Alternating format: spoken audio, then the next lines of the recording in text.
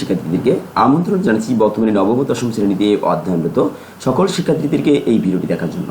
এই ভিডিওটি মূলত মাধ্যমিক গণিতের যে দ্বিতীয় যে অধ্যায়টি রয়েছে সেট অফ ফাংশন নামে, সেই সেট অফ ফাংশনের অনুশীলনী 2.2 এর অন্তর্ভুক্ত 17 এবং 18 নম্বর প্রশ্নের সমাধানের আলোচনা এবং কিভাবে সমাধান করতে হয় তার ব্যাখ্যা এই ভিডিওটিতে থাকছে। যদি তোমরা মনোযোগ সহকারে এই ভিডিওটি দেখো তাহলে এই প্রশ্নেরই অনুরূপ যদি কোনো প্রশ্ন তোমাদের স্থানীয় কিংবা পাবলিক পরীক্ষাতে আসে তাহলে সেগুলো কিভাবে সেই সমস্যাগুলি কিভাবে সমাধান করতে হয় তার একটি ধারণা তোমরা লাভ করবে এই ভিডিওটি থেকে। কাজেই চলো কথা না বাড়িয়ে আমরা ভিডিওটি মনোযোগ সহকারে দেখার চেষ্টা করি। সব কিছুর পূর্বেই একটু অনুরোধ রইল চ্যানেলটি সাবস্ক্রাইব করার। মূল ভিডিওতে যাওয়ার আগে তোমরা অবশ্যই চ্যানেলটি সাবস্ক্রাইব করবে। একটু প্রথমেই আমরা যে প্রশ্নটি সমাধানে যাচ্ছি সেটি হলো 17 নম্বর প্রশ্নের সমাধান। 17 নম্বর প্রশ্নের সমাধানের জন্য যেটি করতে হবে সেটি দেখো, এখানে প্রশ্নটি বলা আছে নিচের অন্যায়গুলো থেকে ডোমেন এবং রেঞ্জ নির্ণয় করো। তাহলে ডোমেন নির্ণয় করতে গেলে আমাদের এখানে প্রথমে এই যে ক নম্বর প্রশ্নের সমাধান এটি আমরা করতে যাচ্ছি। ডোমেন বলতে কি বোঝায়?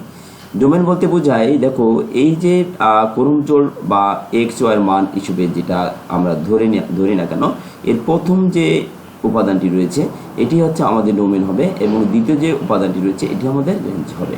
তাহলে আমরা এখন এইটিকে যদি পৃথক করি তাহলে অন্যায়গুলো থেকে অর্থাৎ আর ইকুয়াল, তাই না, আর সমান যে মানটি দেওয়া রয়েছে সেটি আমরা এখানে লিখে নিলাম। সমাধান প্রদত্ত আর অন্যায়ের ক্রমজোড়গুলোর প্রথম উপাদান 2 এবং দ্বিতীয় উপাদানগুলো হচ্ছে 1 2 3। দেখো এখানে প্রত্যেকটার উপাদান কত রয়েছে? 2 2 2 রয়েছে। 3 ক্ষেত্রে কিন্তু 2 রয়েছে, তাই এখানে কি 3টে 2 হবে না? এখানে আমাদের ডোমেন হিসেবে কিন্তু মাত্র একটা 2ই অন্তর্ভুক্ত হবে, একটা 2 হবে।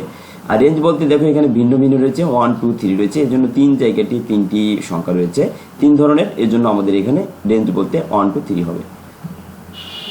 চলে যাচ্ছি আমাদের খ নম্বরের যে প্রশ্নটি রয়েছে 17 নম্বরের খ নম্বরটিতে বলা আছে যে এখানে দেখো একই প্রশ্ন কিন্তু একই রকম বলা ছিল, নিচের অন্যায়গুলো থেকে ডোমেন এবং রেঞ্জ নির্ণয় করো। অর্থাৎ ক নম্বরের জন্য এটি প্রযোজ্য, খ নম্বর এবং গ নম্বরে এই তিনটে দাগ নম্বর থেকেই আমাদের ডোমেন বের করতে হবে এবং রেঞ্জ বের করতে হবে। তাহলে আমরা খ নম্বর যেটি রয়েছে সেটি আমরা এখানে লিখে নিলাম। প্রথমেই এই যে এস দ্বারা প্রকাশ করা হয়েছে যেটা, সেটি এখানে লিখে নিলাম। এই এস এর মান দেওয়া হচ্ছে প্রদত্ত তোমাদের যে পাঠ্য বই রয়েছে তার 17 নম্বরে খ থেকে দেখো এটি দেওয়া রয়েছে। সমাধানের প্রদত্ত এস ওয়ানের ক্রমজোড়গুলোর প্রথম উপাদান মধ্যে এই 2 -1 0 1 2 এগুলোকে বোঝাচ্ছে, ঠিক আছে, এগুলো হচ্ছে প্রথম উপাদান। আচ্ছা, দ্বিতীয় উপাদানগুলো কি হচ্ছে? এই 4 এই 1 0 1 4, ঠিক আছে। এখন এগুলো কিন্তু আমাদের দ্বিতীয় উপাদান।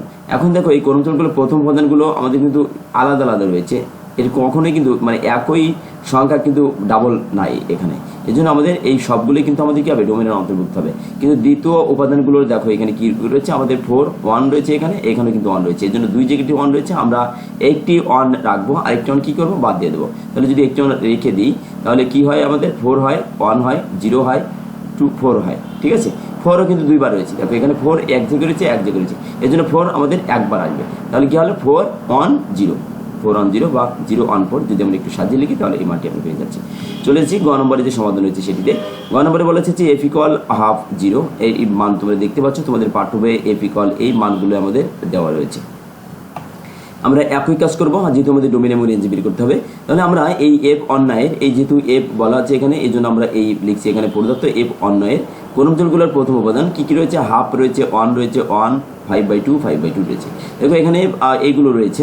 তো এখানে দেখো একই মান যদি একাধিকবার থাকে তাহলে আমরা একবারই লিখবো। তাহলে হাফ এখানে রয়েছে, এখানে আমাদের 1 রয়েছে, 1 দুইবার রয়েছে, এখানে আমরা একবার লিখবো। 5/2 দুইবার হচ্ছে, আমরা একবার লিখবো। তাহলে হাফ 1 5/2 হাফ 1 5/2, ঠিক আছে, এটা আমরা লিখে দিলাম। দ্বিতীয় উপাদানগুলো কি হচ্ছে? আমাদের দ্বিতীয় যে উপাদানগুলো রয়েছে এখানে একটা রয়েছে, একটা রয়েছে, একটা রয়েছে, এখানে একটা রয়েছে, এখানে একটা রয়েছে, এই যেগুলো রয়েছে আমরা যদি এগুলো পৃথক করে লিখি তাহলে 0 1 -1 2 -2, কিন্তু একই উপাদান যদি একাধিকবার থাকে তাহলে আমরা কি করব? একবারই লিখবো। কিন্তু এখানে সেই ধরনের নাই, তাহলে 0 আমাদের 0 থাকলো একবার। আচ্ছা 1 এখানে কিন্তু -1, এটা এখানে দুটো ভিন্ন কিন্তু, তাহলে 1 1 থাকলো, 1 -1 থাকবে এবং এই 1ই এখানে থাকবে। আচ্ছা এখানে এই 0টা কিন্তু এই, আচ্ছা এই 2 এখানে কিন্তু -2, এখানে কিন্তু ভিন্ন রয়েছে 2 এবং -2, এই জন্য 2ও থাকবে এবং এই -2ও থাকবে। আমরা যদি একটু সাজিয়ে লিখি অর্থাৎ আমাদের যে সংখ্যা রেখার বিবরণ অনুযায়ী এখানে -1 হয়, এখানে -2 হয়, এখানে 1 হয়, এখানে 2 হয়, এখানে 3 হয়, এই ধরনের হয়, ঠিক আছে। এখন সেই আলোকেই এখানে কত -2 -1 0 1 2 3 এই ধরনের হয়, তাহলে এটি কি হবে -2 -1 0 1 2 অর্থাৎ সাজিয়ে লেখা হয়েছে এই সংখ্যা রেখা ধারণার আলোকে। তাহলে ডোমেন বলতে আমরা এই উপাদানগুলিকে ডোমেন হিসেবে আখ্যায়িত করছি এবং এই যে উপাদানগুলো রয়েছে এই উপাদানগুলিকে আমরা রেঞ্জ নাম দিয়েছি। তাহলে এইটাই আমাদের 17 নম্বর প্রশ্নের সমাধান এই পর্যন্তই। চলে যাচ্ছি এবার 18 নম্বর প্রশ্নের সমাধান কীভাবে কী করতে হবে তা সেটি একটু বুঝিয়ে দেওয়া। এখানে 18 নম্বর প্রশ্নে দেখুন নিচের অনেকগুলিকে তালিকা পদ্ধতি প্রকাশ করে ডোমেন এবং রেঞ্জ নির্ণয় করো।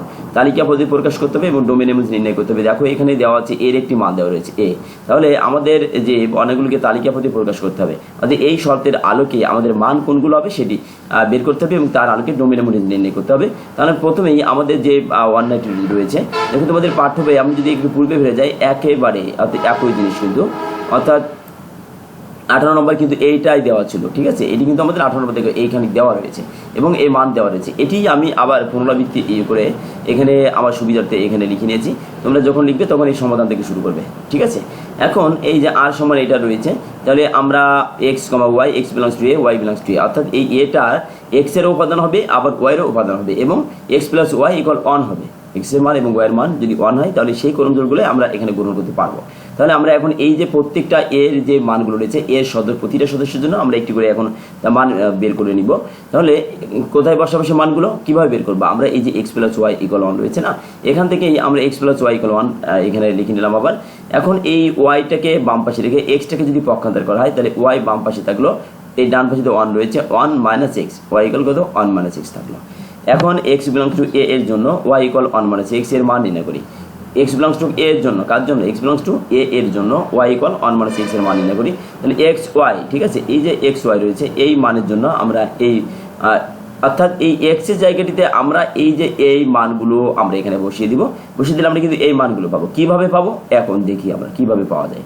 1 মাইনাস এক্স রয়েছে, আমরা যদি এই -2কে বসাই প্রথমে কত বসাবো -2, তাহলে 1 মাইনাস 2 যদি বসিয়ে দিই তাহলে কত হয় 1 মাইনাস মানে হচ্ছে প্লাস এই 2, তাহলে কত হয় 3 পেয়ে যাচ্ছে। আমরা এখানে 3 হয়েছে, দেখো এই 3 হয়েছে। এখন যদি আমরা -1 বসাই, এখানে যদি আমি -1 বসাই তাহলে -1 যদি বসাতাম, অর্থাৎ আমি এখান থেকে আবার আসছি, এটা 2 ছিল 2 থাক, এখান থেকে যদি আসি তাহলে 1 মাইনাস -1 যদি বসাই দিই তাহলে 1 প্লাস 1 প্লাস 1 কত হয় 2 হয়, দেখো এখানে 2 হয়েছে, ঠিক আছে, এই 2 হয়েছে। আর যদি আমরা 0 বসাই, এখানে যদি 0 বসাই 1 থেকে 0 বাদ দিলে 1ই হয়, তাহলে 1ই হয়েছে এখানে। এবার যদি আমরা 1 বসাই, 1 থেকে যদি 1 বাদ দেয়, এখানে যদি এক্সের জায়গায় যদি 1 বসাই তাহলে 1 মাইনাস 1 কত হবে 0 হয়ে যায়। এখানে যদি আমরা এবার 2 বসাই, এখানে যদি 2 রয়েছে এই 2 যদি আমি এখানে বসাই তাহলে 1 মাইনাস 2, অর্থাৎ কীভাবে হয় 1 মাইনাস 2, তাহলে কিন্তু এখানে প্লাস 1 মাইনাস 2, অর্থাৎ যদি আমরা বাদ দিই তাহলে কিন্তু -1 থেকে যায়, ঠিক আছে, যেহেতু মাইনাস বড় এখানে এই কারণে -1 এখানে হয়েছে। তাহলে আমরা এই মানগুলো কোথা থেকে পাচ্ছি, ওয়াই এর মানগুলো বের করে নিলাম, এক্স এর উপাদানগুলো গ্রহণ করে আমরা ওয়াই ইকুয়াল 1 মাইনাস এক্স এই সমীকরণ থেকে এই শর্তের আলোকে আমরা এই মানগুলো বের করে নিলাম। যেহেতু দেখো আমাদের এর ভিতরে 3 বের হয়েছে, তাই না, এই 3টা কি এর কোনো উপাদানের সাথে মেলে না, এর জন্য 3 যে জন্য আমাদের এর উপাদান ছিল না বা নেই এখনো, সে কারণেই এই 3টা কখনোই এই যে প্রদত্ত অন্যায় আর এই আর এর অন্তর্ভুক্ত হবে না। তা আমরা লিখব যেহেতু 3 নট বিলংস টু এ, সেহেতু -2 3 নট বিলংস টু আর, ঠিক আছে, এটা আমরা এখানে লিখে দিলাম। আর ইকুয়াল এই যে সেকেন্ড ব্র্যাকেট থাকবে।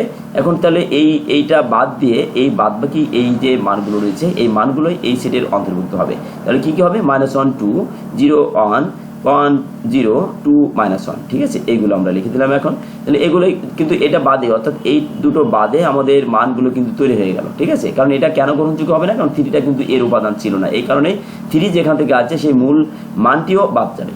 তাহলে এখন আমাদের এই যে ডোমেন বলতে আমরা জানি যে প্রতিটা ব্র্যাকেটের যে প্রথম যে এক্স এর মান হিসেবে যেটা দেওয়া থাকে সেটাকে ডোমেন বলি, আর রেঞ্জ বলতে দ্বিতীয় ওয়াই এর মান হিসেবে যেগুলো গ্রহণ করি সেগুলো হচ্ছে রেঞ্জ বলি। তাহলে আমরা এখন এই যে এক্স এর মান এই -1 0 1 2 -1 0 1 2 এটি হচ্ছে আমাদের ডোমেন। আর এবং রেঞ্জ বলতে বোঝাচ্ছে 2 1 0 -1।